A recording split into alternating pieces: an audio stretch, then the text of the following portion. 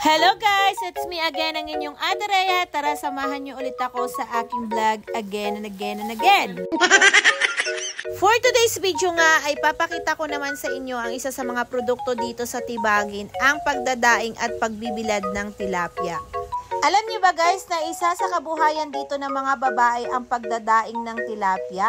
Kapag ganito nga kadami, abay wala na nga silang uwian. Minsan nagsisimula sila ng alas 5 ng umaga hanggang kinabukasan na yan or hanggang maubos siyang dadaingin na yan. Ang isang tray nga ay nagkakahalagang 60 pesos. Kaya kapag nakadaing na sila na isang tray, meron na silang 60 pesos. What if pa kaya sa buong magdamag nakakailang tray sila? Sobrang bilis nilang magdaing guys. Isa sa mga nakaka-proud dito sa Tibagin, yung mga kababaihan na sobrang sisipag pagdating sa hanap buhay. Pagkatapos naman daingin, nilalagyan naman siya ng asin or kung tawagin nga dito sa amin ay tinutugnuan. After nga nun ay ibibilad naman siya kinabukasan.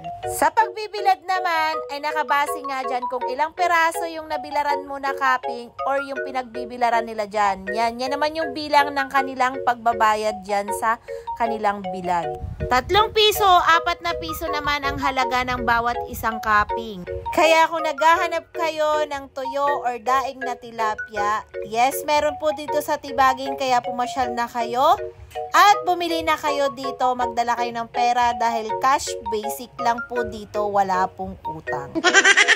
Kaya tara na guys, pumasyal na kayo dito sa Tibagin, Hagonoy, Bulacan. At kung napanood nyo nga yung video ko na to, abay paki-comment naman kung taga saan kayo at kung saan na nakarating yung video ko. Yun lamang po guys.